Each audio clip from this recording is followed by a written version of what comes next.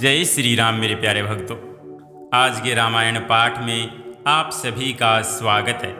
आइए शुरू करते हैं रामचरितमानस चतुर्थ सोपान किष्किंधा कांड का हिंदी अनुवाद। कुंद पुष्प और नील कमल के समान सुंदर गौर एवं श्याम वर्ण, अत्यंत बलवान विज्ञान के धाम, शोभा संपन्न श्रेष्ठ धनुर्धर, वेदों के द्वारा वंदित, गौ एवं ब्राह्मणों के समूह के प्रिय, माया से मनुष्य रूप धारण किए हुए, श्रेष्ठ धर्म के लिए कवच स्वरूप, सबके हितकारी, श्री सीता जी की खोज में लगे हुए पथिक रूप रघुकुल के श्रेष्ठ श्री राम जी और श्री लक्ष्मण जी दोनों भाई निश्चय ही हमें भक्ति प्रद हों। वे सुकृति यानी पुण्यात्मा पुरुष धन्य हैं, जो वेद रूपी समुद्र के मथने से उत्पन्न हुए कलयुग के मल को सर्वथा नष्ट कर देने वाले अविनाशी भगवान श्री शंभु के सुंदर एवं श्रेष्ठ मुख रूपी चंद्रमा में सदा शोभायमान, जन्म मरण रूपी रोग के औषध, सबको सुख देने वाले और श्री जानकी जी के जीवन स्वरूप श्री राम नाम रूपी अमृत का निरंतर पान करते रहते हैं। जहाँ शिव पार्वती बसते हैं, उस काशी को मुक्ति की जन्मभूमि, ज्ञान की खान और पापों का नाश करने वाली जानकर उसका सेवन क्यों न किया जाए। जिस भीषण हलाहल विष से सब देवतागण जल रहे थे, उसको जिन्होंने स्वयं पान कर लिया, रे मंद मन, तू उन शंकर जी को क्यों नहीं भजता। उनके समान कृपालु कौन है। श्री रघुनाथ जी फिर आगे चले। ऋषिमुख पर्वत निकट आ गया। वहाँ ऋषिमुख पर्वत पर मंत्रियों सहित सुग्रीव रहते थे। अतुलनीय बल की सीमा श्री रामचंद्र जी और लक्ष्मण जी को आते देखकर सुग्रीव अत्यंत भयभीत होकर बोले, हे हनुमान, सुनो, ये दोनों पुरुष बल और रूप के निधान हैं। तुम ब्रह्मचारी का रूप धारण करके जाकर देखो। अपने हृदय में उनकी यथार्थ बात जानकर मुझे इशारे से समझाकर कह देना।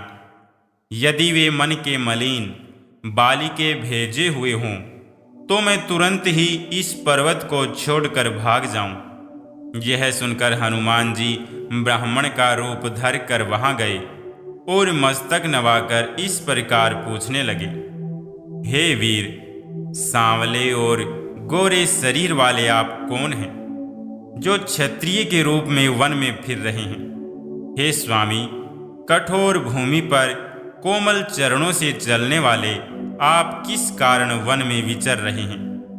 मन को हरण करने वाले आपके सुंदर कोमल अंग हैं और आप वन के दुख, धूप और वायु को सह रहे हैं।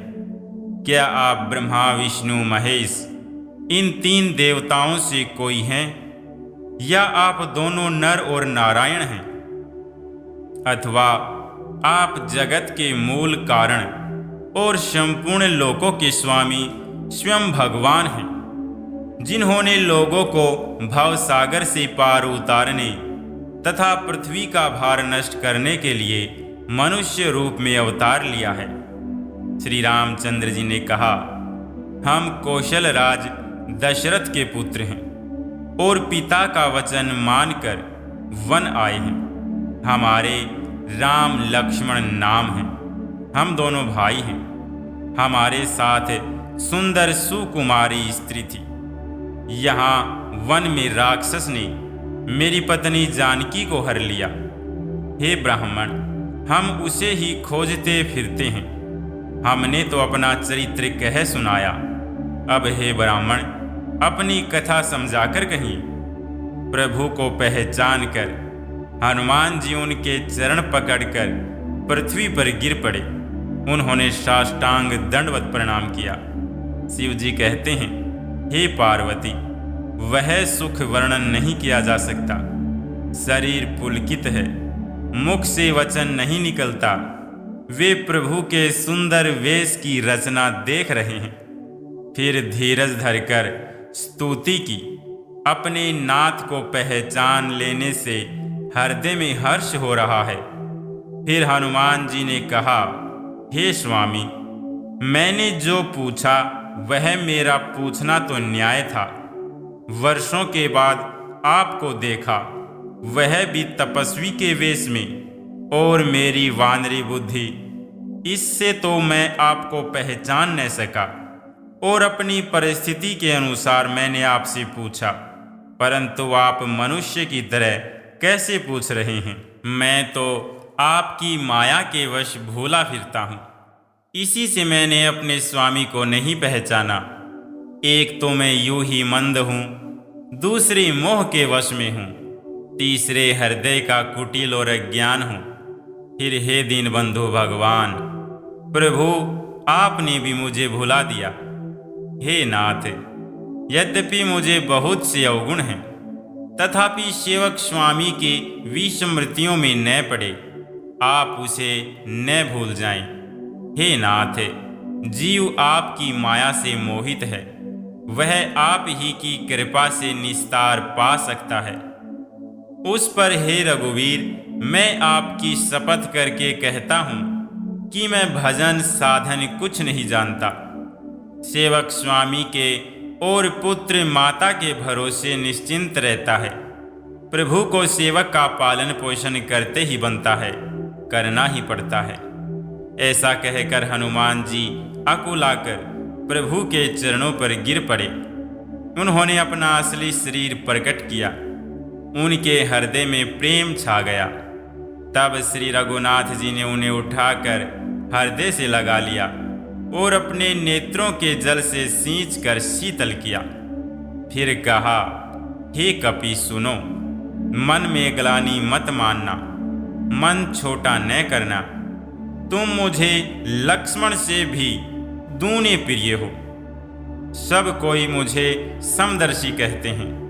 मेरे लिए न कोई प्रिय है न अप्रिय, पर मुझको सेवक प्रिय है, क्योंकि वह अन्य गति होता है, क्योंकि मुझे छोड़कर उसको कोई दूसरा सहारा नहीं होता। और हे हनुमान, अन्य वही है जिसकी ऐसी बुद्धि कभी नहीं टलती कि मैं सेवक हूँ, और यह चराचर जगत मेरे स्वामी भगवान का रूप है। स्वामी को प्रसन्न देखकर पवन कुमार हनुमान जी के हृदय में हर्ष छा गया और उनके सब दुख जाते रहे। उन्होंने कहा, हे नाथ, इस पर्वत पर वानर राज सुग्रीव रहता है, वह आपका दास है। इस प्रकार सब बातें समझाकर हनुमान जी ने श्री राम लक्ष्मण दोनों जनों को पीठ पर चढ़ा लिया। जब सुग्रीव ने श्री रामचंद्र जी को देखा तो अपने जन्म को अत्यंत धन्य समझा। सुग्रीव चरणों में मस्तक नवाकर आदर सहित मिले। श्री रघुनाथ जी भी छोटे भाई समेत उनसे गले लगकर मिले। सुग्रीव मन में इस प्रकार सोच रहे हैं कि हे विधाता, क्या ये मुझसे प्रीति करेंगे?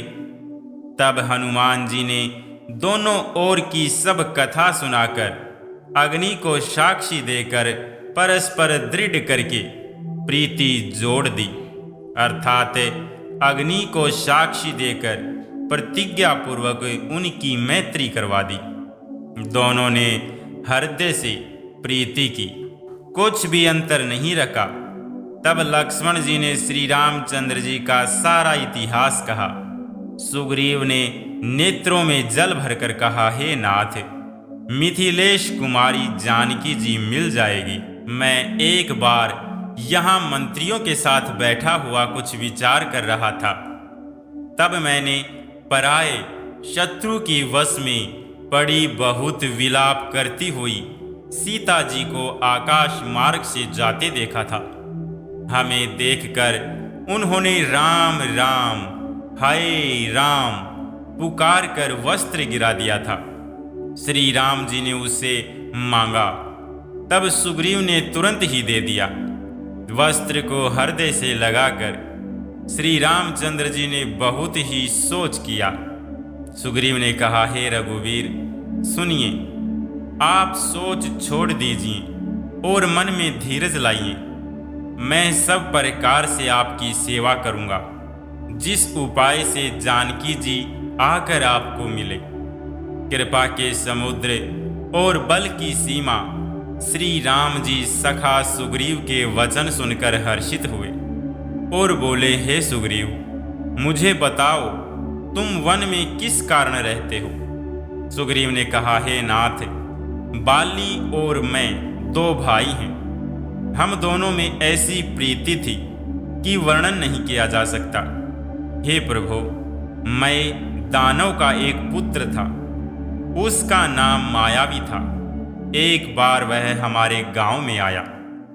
उसने आधी रात को नगर के फाटक पर आकर पुकारा। बाली शत्रु के बल को सह नहीं सका। वह दौड़ा, उसे देखकर मायावी भागा। मैं भी भाई के संग लगा चला गया। वह मायावी एक पर्वत की गुफा में जा घुसा। तब बाली ने मुझे समझाकर कहा, तुम एक पखवाड़े 15 दिन तक मेरी बाट देखना। यदि मैं उतने दिनों में न आऊं तो जान लेना कि मैं मारा गया। हे खरारी, मैं वहां महीने भर तक रहा। वहां उस गुफा में रक्त की बड़ी भारी धारा निकली। तब मैंने समझा कि उसने बाली को मार डाला, अब आकर मुझे मारेगा। इसलिए मैं वहां गुफा के द्वार पर एक शिला लगाकर भाग आया। मंत्रियों ने नगर को बिना स्वामी का देखा तो मुझको जबरदस्ती राज्य दे दिया। बाली उसे मारकर घर आ गया। मुझे राज सिंहासन पर देखकर उसने जी में भेद बढ़ाया, बहुत ही विरोध माना। उसने समझा कि यह राज्य के लोभ से ही गुफा के द्वार पर शिला दे आया था, जिससे मैं बाहर न निकल सकूं, और यहाँ आकर राजा बन बैठा। उसने मुझे शत्रु के समान बहुत अधिक मारा और मेरा सर्वस्व तथा मेरी स्त्री को भी छीन लिया। हे कृपालु रघुवीर, मैं उसके भय से समस्त लोकों में बेहाल होकर फिरता रहा हूँ। वह श्राप के कारण यहाँ नहीं आता, तो भी मैं मन में भयभीत रहता हूँ। सेवक का दुख सुनकर दीनों पर दया करने वाले श्री रघुनाथ जी की दोनों विशाल भुजाएं फड़क उठी। उन्होंने कहा, हे सुग्रीव सुनो, मैं एक ही बाण से बाली को मार डालूंगा। ब्रह्मा और रुद्र की शरण में जाने पर भी उसके प्राण न बचेंगे। जो लोग मित्र के दुख से दुखी नहीं होते, उन्हें देखने से ही बड़ा पाप लगता है। अपने पर्वत के समान दुख को भूल के समान और मित्र के धूल के समान दुख को सुमेरु बड़े भारी पर्वत के समान जाने। जिन्हें स्वभाव से ही ऐसी बुद्धि प्राप्त नहीं है, वे मूर्ख हट करके क्यों किसी से मित्रता करते हैं। मित्र का धर्म है कि वह मित्र को बुरे मार्ग से रोककर अच्छे मार्ग पर चलावे, उसके गुण प्रकट करे और अवगुणों को छिपावे।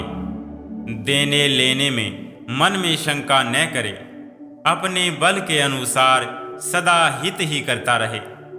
विपत्ति के समय में तो सदा 100 गुना स्नेह करे।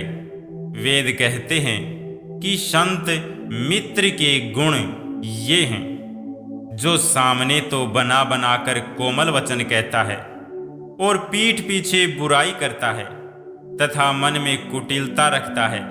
हे भाई, इस तरह जिसका मन सांप की चाल के समान टेढ़ा है, ऐसे कुमित्र को तो त्यागने में ही भलाई है। मूर्ख सेवक, कंजूस राजा, उल्टा स्त्री और कपटी मित्र, ये चारों शूल के समान पीड़ा देने वाले हैं। हे सखा, मेरे बल पर अब तुम चिंता छोड़ दो। मैं सब प्रकार से तुम्हारे काम आऊंगा। तुम्हारी सहायता करूंगा। सुग्रीव ने कहा, हे रघुवीर सुनिए, बाली महान बलवान और अत्यंत रणधीर है। फिर सुग्रीव ने श्री राम जी को दुदुम्भी राक्षस की हड्डियां और ताल के वृक्ष दिखलाए। श्री रघुनाथ जी ने उन्हें बिना ही परिश्रम के आसानी से डहा दिया। श्री राम जी का अपरिमित बल देखकर सुग्रीव की प्रीति बढ़ गई और उन्हें विश्वास हो गया कि ये बाली का वध अवश्य करेंगे। वे बार बार चरणों में सिर नवाने लगे। प्रभु को पहचान कर सुग्रीव मन में हर्षित हो रहे थे। जब ज्ञान उत्पन्न हुआ तब वे ये वचन बोले कि हे नाथ, आपकी कृपा से अब मेरा मन स्थिर हो गया। सुख संपत्ति, परिवार और बड़ाई, बड़गपन सबको त्याग कर मैं आपकी सेवा ही करूँगा, क्योंकि आपके चरणों की आराधना करने वाले संत कहते हैं कि ये सब सुख सम्मति आदि राम भक्ति के विरोधी हैं। जगत में जिसने भी शत्रु मित्र और सुख दुख आदि द्वंद्व हैं, सब के सब माया रहित हैं, परमार्थ नहीं हैं। हे श्री राम जी, बाली तो मेरा परम हितकारी है, जिसकी कृपा से शोक का नाश करने वाले आप मुझे मिले, और जिसके साथ अब सौपन में भी लड़ाई हो तो जागने पर उसे समझकर मन में संकोच होगा कि सौपन में भी मैं उसके साथ क्यों लड़ा। हे प्रभु, अब तो इस प्रकार कृपा कीजिए कि सब छोड़कर दिन रात मैं आपका भजन ही करूं। सुग्रीव की वैराग्य युक्त वाणी सुनकर, उसके क्षण वैराग्यों को देखकर हाथ में धनुष धारण करने वाले श्री राम जी मुस्कुरा कर बोले, तुमने जो कुछ कहा है वह सभी सत्य है, परंतु हे सखा, मेरा वचन मिथ्या नहीं होता। अर्थात बाली मारा जाएगा और तुम्हें राज्य मिलेगा। कागभूषुंडी जी कहते हैं कि हे पक्षियों के राजा गरुड़, मदारी के बंदर की तरह श्री राम जी सबको नचाते हैं। वेद ऐसा कहते हैं। तदंतर सुग्रीव को साथ लेकर और हाथों में धनुष बाण धारण करके श्री रघुनाथ जी चले। तब श्री रघुनाथ जी ने सुग्रीव को बाली के पास भेजा। वह श्री राम जी का बल पाकर बाली के निकट जाकर गरजा। बाली सुनते ही क्रोध में भरकर वेग से दौड़ा। उसकी स्त्री तारा ने चरण पकड़कर उसे समझाया कि हे नाथ सुनिए, सुग्रीव जिनसे मिले हैं वे दोनों भाई तेज और बल की सीमा हैं। वे कौशलाधीश दशरथ जी के पुत्र राम और लक्ष्मण संग्राम में काल को भी जीत सकते हैं। बाली ने कहा, हे भीरू प्रिय सुनो, श्री रघुनाथ जी समदर्शी हैं। जो कदाचित वे मुझे मारेंगे ही तो मैं सनाथ हो जाऊंगा, परम पद पा जाऊंगा। ऐसा कहकर वह महान अभिमानी बाली सुग्रीव को तिनके के समान जानकर चला। दोनों भिड़ गए। बाली ने सुग्रीव को बहुत धमकाया और घुस्सा मारकर बड़े जोर से गरजा। तब सुग्रीव व्याकुल होकर भागा। गुस्से की चोट उसे वज्र के समान लगी। सुग्रीव ने आकर कहा, हे कृपालु रघुवीर, मैंने आपसे पहले ही कहा था कि बाली मेरा भाई नहीं है, काल है। श्री राम जी ने कहा, तुम दोनों भाइयों का एक सा ही रूप है, इसी भरम से मैंने उसको नहीं मारा। फिर श्री राम जी ने सुग्रीव के शरीर को हाथ से स्पर्श किया, जिससे उसका शरीर वज्र के समान हो गया और सारी पीड़ा जाती रही। तब श्री राम जी ने सुग्रीव के गले में फूलों की माला डाल दी और फिर उसे बड़ा भारी बल देकर भेजा। दोनों में पुनः अनेक प्रकार से युद्ध हुआ। श्री रघुनाथ जी वृक्ष की आड़ से देख रहे थे। सुग्रीव ने बहुत से छल बल किए, किंतु अंत में भय मानकर हृदय से हार गया। जब श्री राम जी ने तान कर बाली के हृदय में बाण मारा बाण के लगते ही बाली व्याकुल होकर पृथ्वी पर गिर पड़ा, किंतु प्रभु श्री रामचंद्र जी को आगे देखकर वह फिर उठ बैठा। भगवान का श्याम शरीर है, सिर पर जटा बनाए हैं, लाल नेत्र हैं, बाण लिए हैं और धनुष चढ़ाए हैं। बाली ने बार बार भगवान की ओर देखकर चित्त को उनके चरणों में लगा दिया। प्रभु को पहचान कर उसने अपना जन्म सफल माना। उसके हृदय में प्रीति थी, पर मुख में कठोर वचन थे। वह श्री राम जी की ओर देखकर बोला, हे गोसाई, आपने धर्म की रक्षा के लिए अवतार लिया है और मुझे व्याध की तरह छिप कर मारा। मैं वैरी और सुग्रीव प्यारा। हे नाथ, किस दोष से आपने मुझे मारा? श्री राम जी ने कहा, हे मूर्ख, सुन, छोटे भाई की स्त्री, बहन, पुत्र की स्त्री और कन्या, ये चारों समान हैं। इनको जो कोई बुरी दृष्टि से देखता है उसे मारने में कुछ भी पाप नहीं होता। हे मूढ़, तुझे अत्यंत अभिमान है। तूने अपनी स्त्री की सीख पर भी कान ध्यान नहीं दिया। सुग्रीव को मेरी भुजाओं के बल का आश्रित जानकर भी, अरे अधम अभिमानी, तूने उसको मारना चाहा। बाली ने कहा, हे श्री राम जी सुनिए। स्वामी, ये मेरी चतुराई नहीं चल सकती। हे प्रभु, अंत काल में आपकी गति पाकर मैं अब भी पापी ही रहा।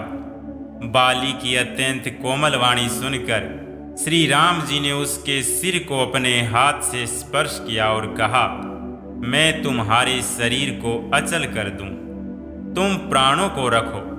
बाली ने कहा, हे कृपा निधान सुनिए। मुनिगण जन्म जन्म में, प्रत्येक जन्म में अनेकों प्रकार का साधन करते रहते हैं, फिर भी अंतकाल में उन्हें राम नहीं कह आता। उनके मुख से राम नाम नहीं निकलता। जिनके नाम के बल से शंकर जी काशी में सबको समान रूप से अविनाशिनी गति मुक्ति देते हैं, वह श्री राम जी स्वयं मेरे नेत्रों के सामने आ गए हैं। हे प्रभु, ऐसा संयोग क्या फिर कभी बन पड़ेगा? श्रुतियाँ नेति नेति कहकर निरंतर जिनका गुणगान करती रहती हैं तथा प्राण और मन को जीतकर एवं इंद्रियों को विषयों के रस से सर्वथा नीरस बनाकर मुनिगण ध्यान में जिनकी कभी कंचित ही झलक पाते हैं, वे ही प्रभु साक्षात मेरे सामने प्रकट हैं।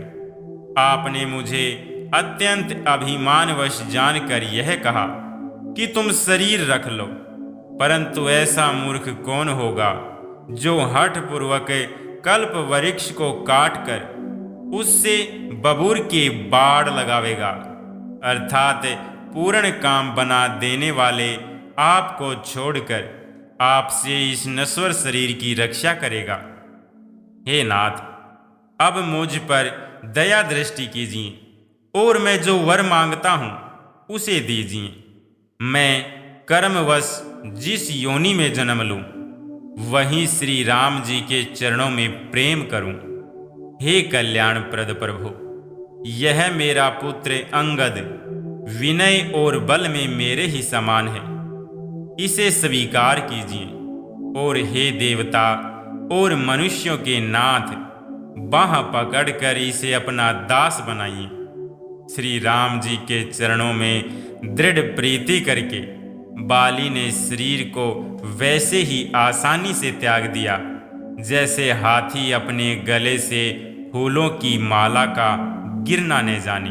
श्री रामचंद्र जी ने बाली को अपने परम धाम भेज दिया। नगर के सब लोग व्याकुल होकर दौड़े। बाली की स्त्री तारा अनेकों प्रकार से विलाप करने लगी। उसके बाल बिखरे हुए और देह की संभाल नहीं है। तारा को व्याकुल देखकर श्री रघुनाथ जी ने उसे ज्ञान दिया और उनकी माया अज्ञान हर ली। उन्होंने कहा, पृथ्वी जल, अग्नि, आकाश और वायु, इन 5 तत्वों से यह अत्यंत अधम शरीर रचा गया है। वह शरीर तो प्रत्यक्ष तुम्हारे सामने सोया हुआ है और जीव नित्य है। फिर तुम किसके लिए रो रही हो? जब ज्ञान उत्पन्न हो गया तब वह भगवान के चरणों लगी और उसने परम भक्ति का वर मांग लिया।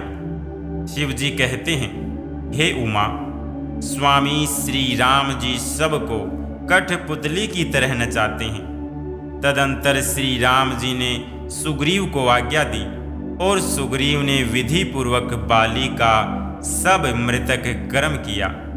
तब श्री रामचंद्र जी ने छोटे भाई लक्ष्मण को समझाकर कहा कि तुम जाकर सुग्रीव को राज्य दे दो। श्री रघुनाथ जी की प्रेरणा आज्ञा से सब लोग श्री रघुनाथ जी के चरणों में मस्तक नवाकर चले। लक्ष्मण जी ने तुरंत ही सब नगरवासियों को और ब्राह्मणों के समाज को बुला लिया और उनके सामने सुग्रीव को राज्य और अंगद को युवराज पद दिया।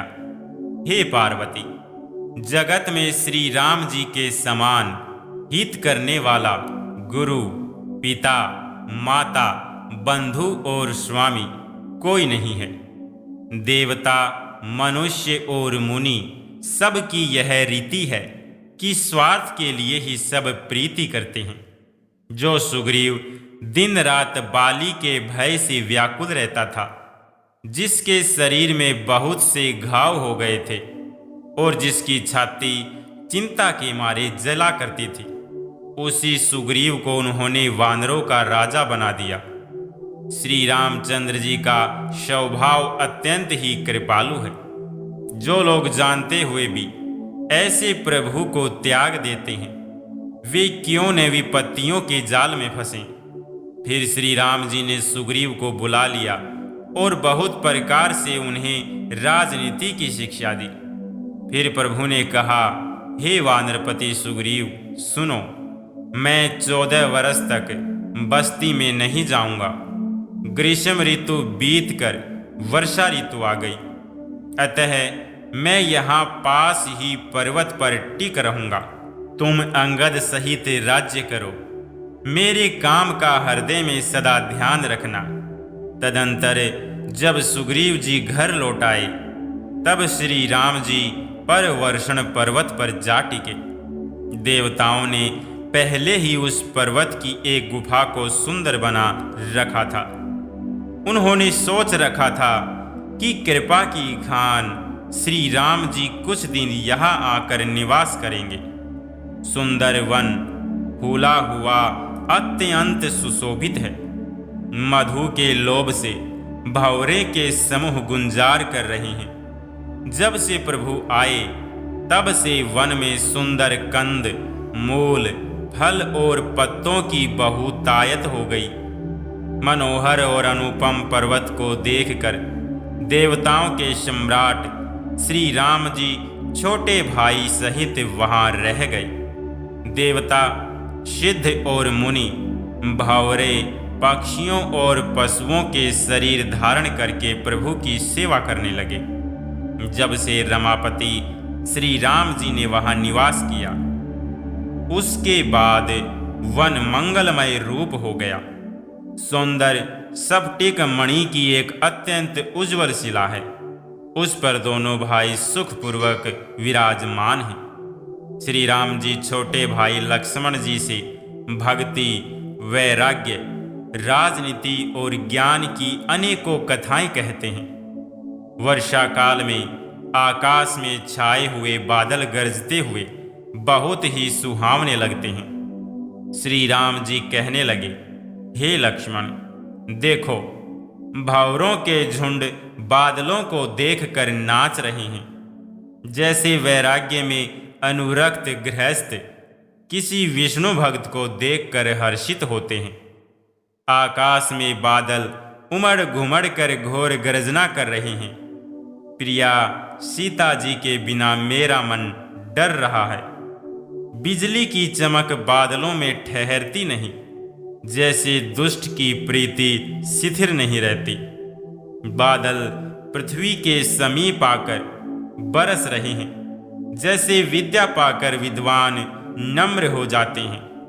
बूंदों की चोट पर्वत कैसे सहते हैं, जैसे दुष्टों के वचन संत सहते हैं।